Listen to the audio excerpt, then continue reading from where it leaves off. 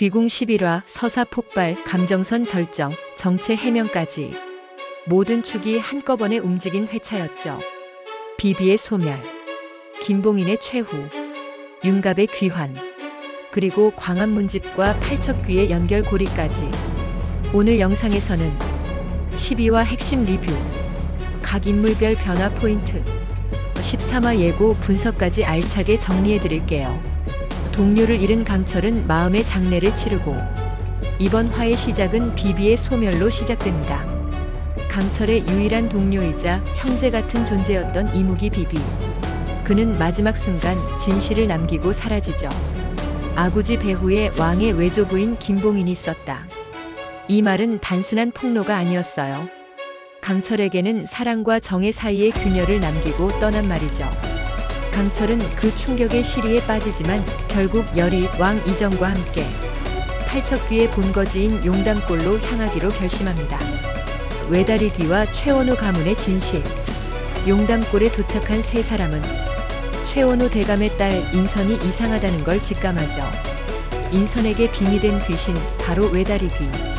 그는 생전의 책회였고 광안문집을 전하다 최원우의 손에 죽은 인물이었습니다.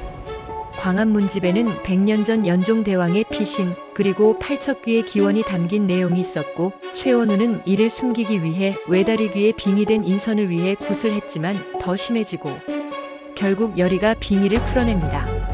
진짜로 동티를 일으킨 건 귀신이 아니라 진실을 덮으려던 사람들이었죠. 광안문집 드디어 왕의 손에 닿고 왕 이정은 외다리귀의 말을 열이에게 전해 듣고 연종대왕이 100년 전 용담골로 피신했다는 진실을 처음 마주합니다. 그리고 곧장 묻습니다. 광안문집 그 책은 지금 어디에 있는가? 광안문집은 단순한 문서가 아닙니다. 왕실이 감춰온 과거의 죄, 피로 얼룩진 역사, 그리고 지금의 팔척귀 사태와도 연결되는 100년 전의 비밀 기록이었어요. 하지만 최원우 대감은 그런 책은 존재하지 않습니다.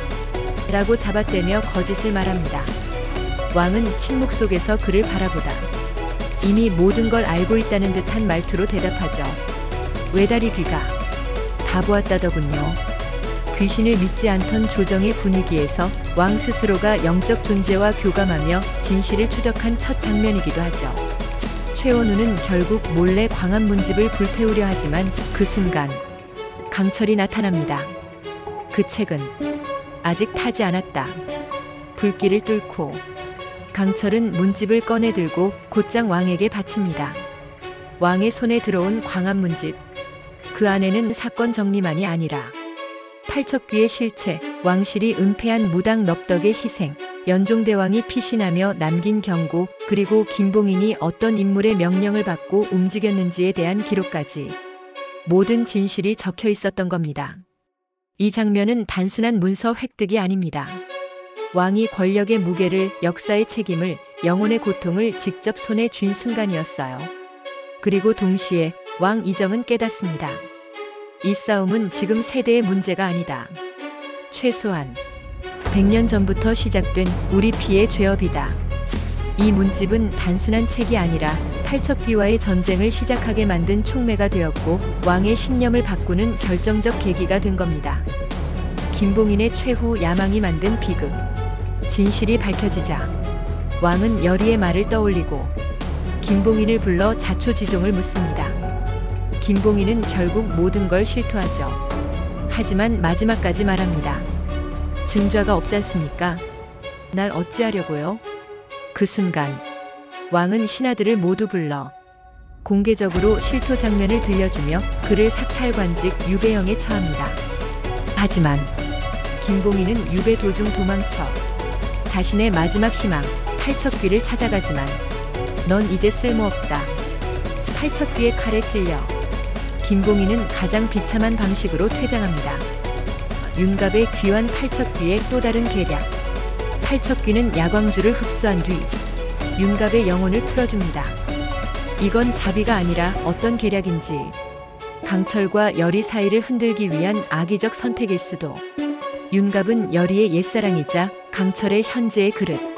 즉 팔척귀는 사랑, 정체성, 전투력까지 한 번에 흔드는 1타 3피 전략을 쓰는 겁니다. 이제 강철은 동생도 잃고 정체도 불안하고 사랑도 시험받는 상황으로 밀려납니다. 왕의 각성 진짜 싸움의 시작. 한때는 열의조차 믿지 않았던 왕이죠.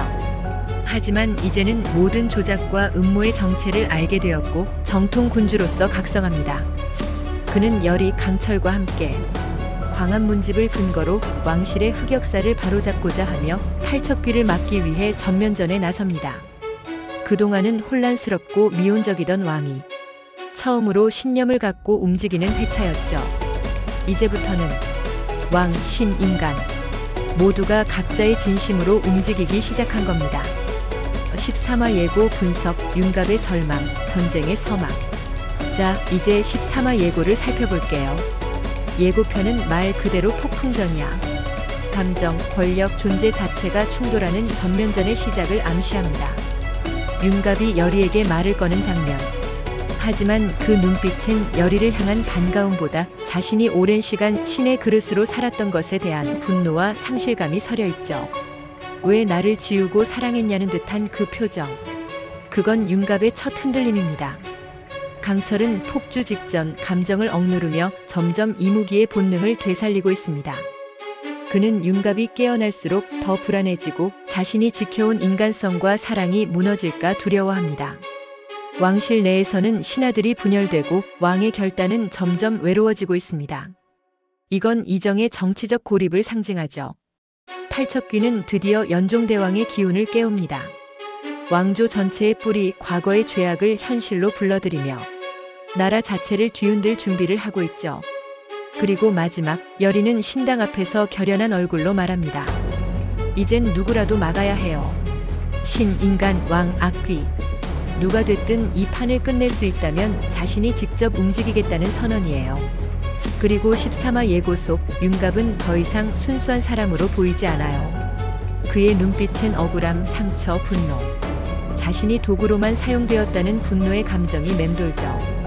팔척귀는 그런 윤갑의 감정을 정확히 건드리며 그를 또 다른 악귀로 만들어내려는 계략을 세웁니다. 윤갑은 강철에게 말하죠. 내가 이 몸의 주인이다. 너는 빼앗았을 뿐이다. 이건 신과 인간이 한 몸 안에서 충돌하는 선언이자 자아가 분열되고 있는 징후입니다.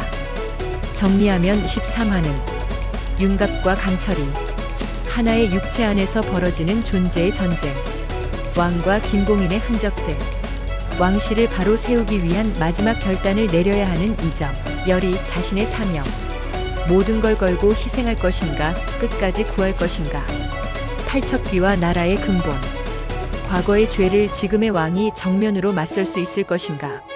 13화. 이건 시즌 전체를 뒤흔들 수 있는 모든 축의 전면전. 강철은 사람으로 남을 수 있을까? 윤갑은 또 다른 괴물이 되어버릴까? 그리고 열의는 그 모든 전쟁 속에서 사람으로, 무녀로, 여자로 어떤 선택을 하게 될 것인가? 이제 진짜 전쟁이 시작됩니다.